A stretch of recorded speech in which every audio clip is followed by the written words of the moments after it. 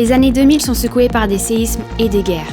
Elles sont rythmées par la cadence accélérée des innovations technologiques et des réseaux sociaux. C'est le temps de la communication et des échanges, de la diversité et de la créativité. Encore un nouveau défi pour la mission. Dans ce contexte, Richard et Janet Brown démarrent Agapé Family. L'objectif est de répondre aux besoins d'un secteur en crise, le couple et la famille.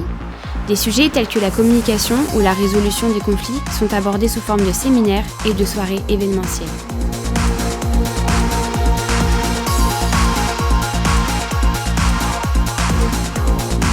La brochure Connaître Dieu personnellement est réactualisée pour s'adapter à la nouvelle génération. Celle-ci vit également l'explosion d'Internet. Le ministère Internet, démarré par Thierry et Catherine Jay, développe le site atoidevoir.com pour répondre aux questions des internautes.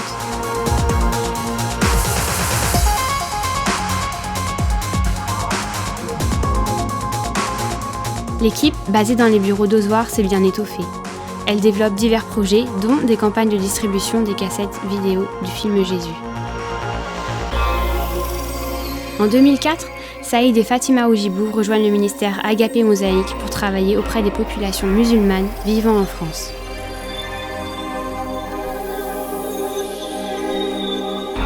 Toujours dans la vision de témoigner au plus grand nombre, plusieurs événements, projets et ressources vont être produits par Agapé France. Par exemple, l'adaptation du film Jésus en créole a réuni des équipiers de plusieurs pays.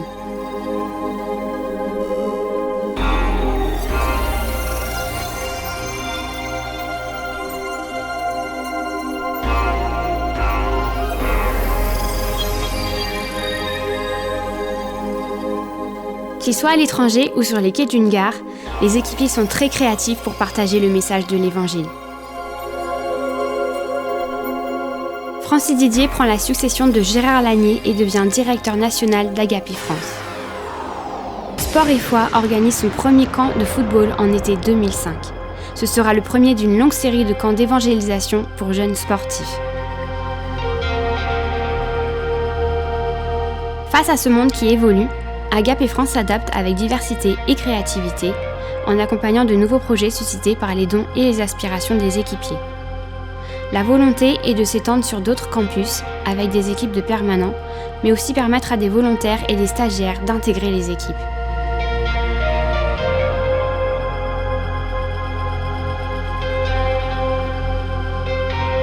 Crescendo, le ministère d'évangélisation et de soutien auprès des musiciens professionnels classiques et jazz démarre en France. Il organise des cultes artistiques ou des événements comme celui-ci à la Sorbonne à l'occasion de la venue de France Mort. Ces opportunités permettent de réunir un public musicien et de lui présenter l'Évangile.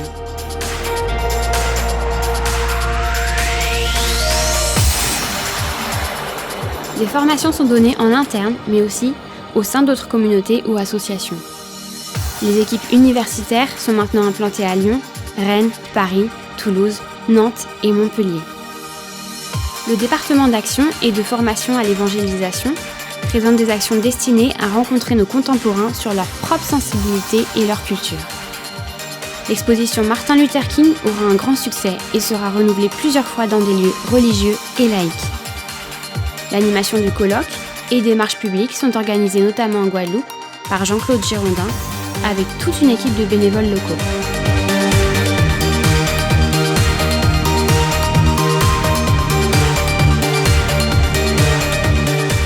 En 2009, le site d'évangélisation questionsdevie.com est créé pour les étudiants. Les sorties dans les rues pour les SDF, appelées GFIN, les soirées Thanksgiving permettent de développer des relations avec les non-croyants par des actions de solidarité. Dans le même esprit, Sport et Foi a organisé un déplacement sportif en Afrique du Sud. Françoise Locatelli, ancienne équipière, devient présidente d'Agapé France. La créativité continue avec des expositions photos de Didier Eslon sur Jean chapitre 15 et sur Le Potier. Ces événements organisés à Rennes avec les églises locales et dans d'autres villes ont un grand succès. En 2011, un service technologie de l'information et de la communication est créé à Rennes. Toujours dans la diversité, des camps de Nouvel An sont proposés par Agapé Campus à des non-croyants pour partager des moments de convivialité et d'enseignement. Ces dernières années, La diversité et la créativité des équipiers ont permis de rester connectés à notre société.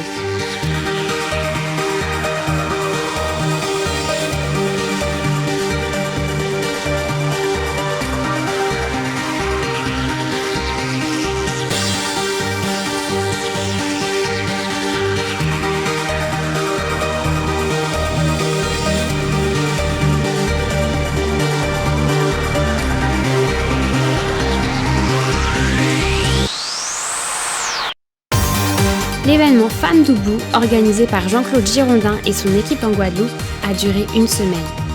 À cette occasion, des centaines de personnes se sont réunies pour des colloques, des rassemblements et des débats sur le rôle de la femme dans notre société. Elles ont pu découvrir ainsi les valeurs bibliques chères à Agapé France. La femme est justement à l'honneur dans le ministère Agapé au féminin. Plusieurs rendez-vous dans l'année ont été organisés comme des thés de Noël, des goûters, des repas. Ce qui a permis à des équipières de développer une relation d'amitié et de solidarité avec des invités non-croyantes.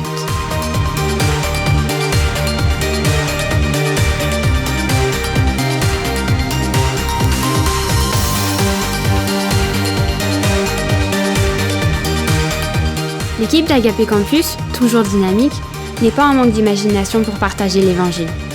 En forte croissance, elle accueille de nombreux stagiaires étrangers pour une ou plusieurs années.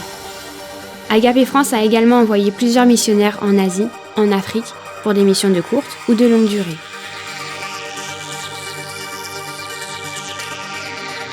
« 40 ans après, fort de toutes ces expériences avec le Seigneur, l'équipe d'Agapé France se tourne vers l'avenir pour continuer à partager l'Évangile au plus grand nombre.